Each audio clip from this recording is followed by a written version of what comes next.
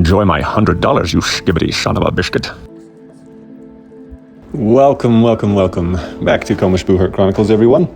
In today's episode, what you can expect is a little montage of some father-son bonding and camping and training, followed by a brief montage of several nights suiting up, and then some interviews of roughly 3 of the fighters, and then we'll get straight into the actual fighting. You can expect melees and duels from roughly 4 minutes to about 10 minutes into the video.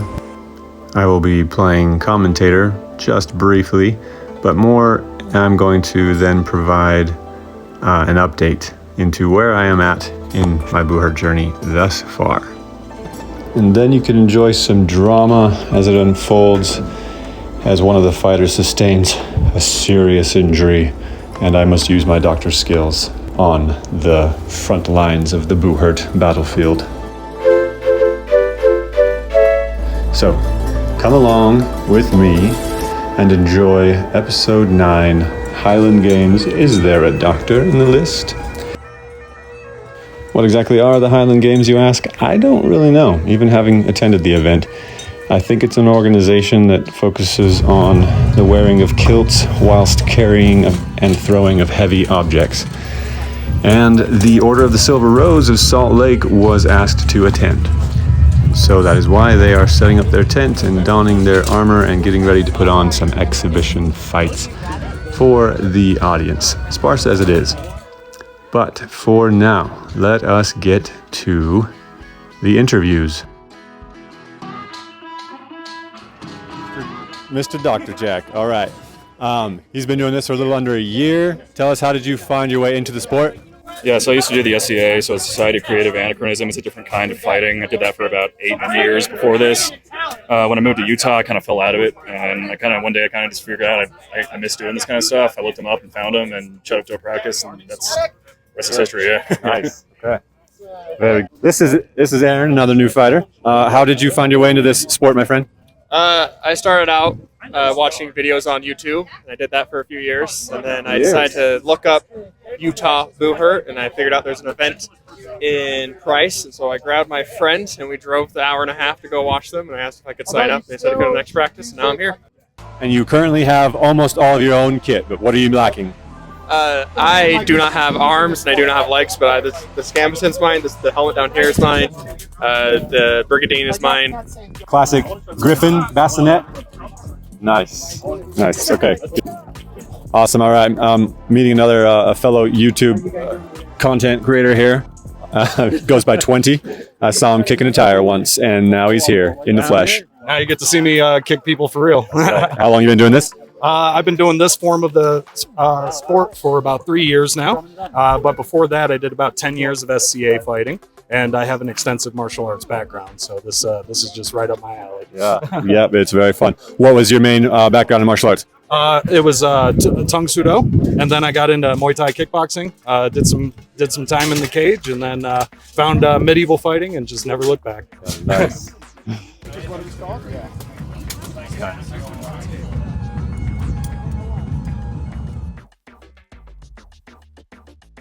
This moment coming up here, also provided by 20 interacting with a group of kids, is reminiscent of a certain film you may know. It's a real knight, William. Watch and learn all you can. Oh, you can hit harder than that. There you go. Do another one. Okay. Yeah, there you go. Someday, I'll be a knight. Let's get to the fighting, shall we?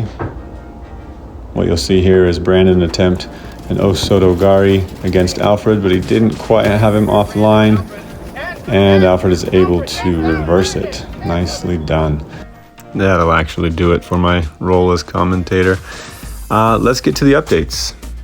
To date, still all I own is a single one-handed arming sword and a buckler. And as of today, in fact, I also now have a heater shield that's white, freshly painted, and ready for me to install my coat of arms. Once I actually decide what that is, of course. It's a work in progress, sort of like me. Funny story as well on that heater shield. So a while back, I found this guy on Facebook selling shields at a price that was almost too good to be true. But hey, Facebook is reliable, right? So I dive in, I pay him his $50, and I say, yeah, please send me that shield. Solid deal at the time. But fast forward a bit, several weeks in fact, and after a few delays,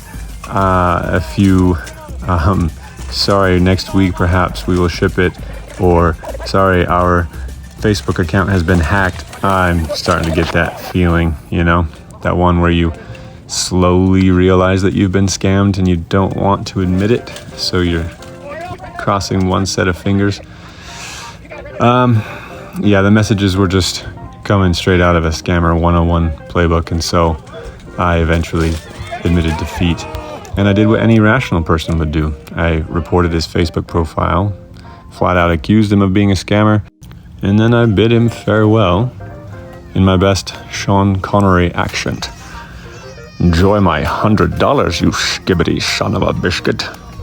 Actually, that sounded more like the Grinch than Sean, but fast forward a few more weeks after I've already lamented my plight to the various Discord channels that I'm in and gotten the needed sympathy from them. I got assurances from the supposed scammer one more time, and I told him I'm not holding my breath, but if I'm wrong, I will apologize profusely. And lo and behold, you already knew where this story was going. Oddly shaped package arrives from Ukraine. I think it could only be one thing, and I, of course, found it to be my heater shield. I did reach out to the scammer, not scammer, and apologized. Not profusely, as apologies are not my strongest virtue, but I did apologize and offered to leave a glowing review once he can get his Facebook situation figured out, because I think he was legit hacked. I am still waiting on my soft kit as well as a long sword, which should show up from Buhurt Tech in December. So if Santa Claus exists in Ukraine, I think I might be swinging a long sword under the mistletoe this year. Excited for that. Other things on the gear front, I ordered a killer gambeson from Buhurt, which is based out of Poland, and so they reported easier time shipping things to us.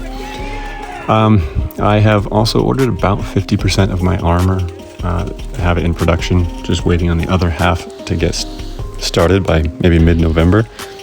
At this point, I don't think any of it will be here until early next spring.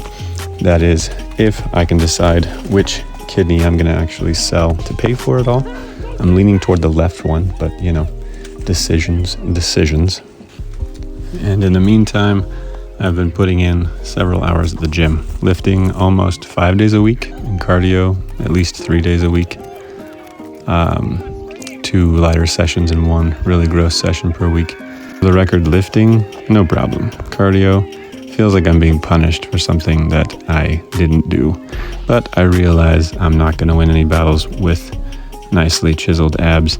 I might, though, with a set of iron lungs and a heart that just won't quit, am I right?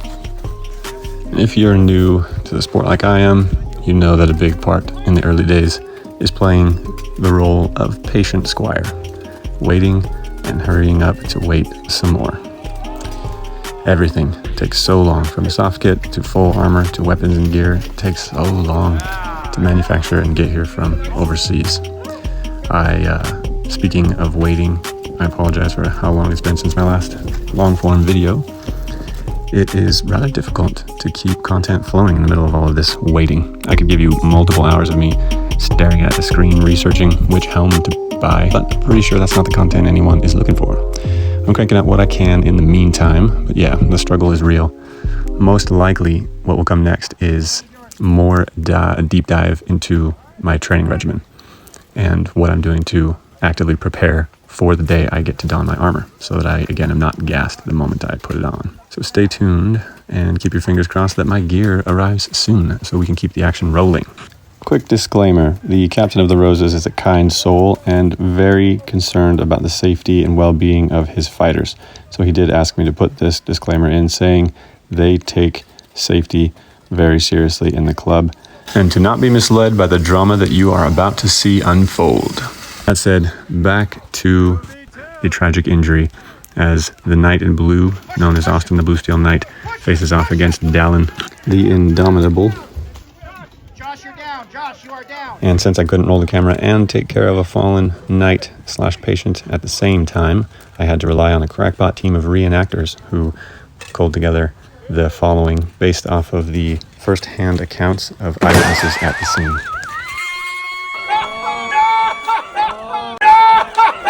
What do we got? Is that a tie? Stop fight. Oh man, what happened? Dude, I'm so sorry. No! Hey. Hey, dudes, what's up? And what happened to him? He's like all beat up, broski. Yikes. No. We need to assess the situation. You're cooked, man. He's like beat up. Don't look too good. Call medic. Yeah, and some ice. You're gonna be alright, bro. Get some leaves. What did he say? Get some leaves. Somebody said they needed a medic. You're in luck. I just graduated. Tell Mufasa I love him. You guys got anything we could use for a splint? Stick or a board? You have my soul. And my axe. You got something that's maybe not a weapon? Tell my wife. It was at this moment I arrived on the scene, and not a moment too soon, for I know many fancy words like medial and lateral collateral ligaments and lateral patellar subluxation. Needless to say, everyone was quite impressed. Oh, I see. See how his kneecaps over there? Should be over there. So. Wait, Komish is a doctor? Mm-hmm. Huh, cool. I thought Jack was a doctor. Jack is a doctor, but the fake kind. Does that hurt? Bro, you think he's ever gonna walk again? Yeah, of course he is. How could you say that? He is, right? Oh. I'm gonna take a peek. Let's see what happens. Were you gonna do that to him like Pop Play-Doh or something? Hey. Alright. Actually feels a lot better. Wait, so I'm gonna be fine? I mean, yeah. Is he gonna walk again, Doc? Yeah. Though all right in the end, thankfully, for one of Dallin the Indomitable's favorite appendages, it was touch and go there for a moment.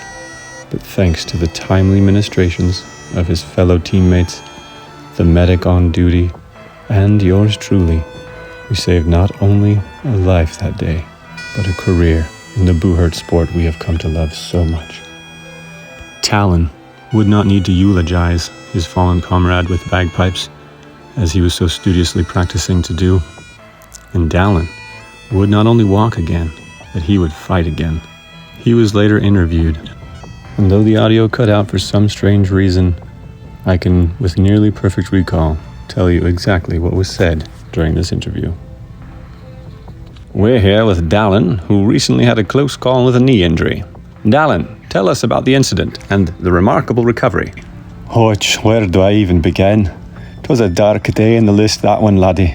My knee buckled beneath me like an old kraken ship about to sink and go down. I thought for sure I was done. Me leg, me Buhurt career, me very life flashed afore me eyes. It felt like a cursed kraken had taken hold of me knee and would nary let go. Aye, that sounds intense. What happened next? Aye, then came in Dr. Komish, swooping in like a knight of legend. He looked at me with his healer's eye, cool as the northern winds, I say, and said, "Dinna fash, lad, your limb is safe with me." It was like being blessed by the gods themselves. He had me sorted out in no time, talking of tendons and ligaments like they were nothing more than twine in the hands of a master craftsman. And that sounds incredible. How was the recovery? Oh, 'twas a miracle, you ken.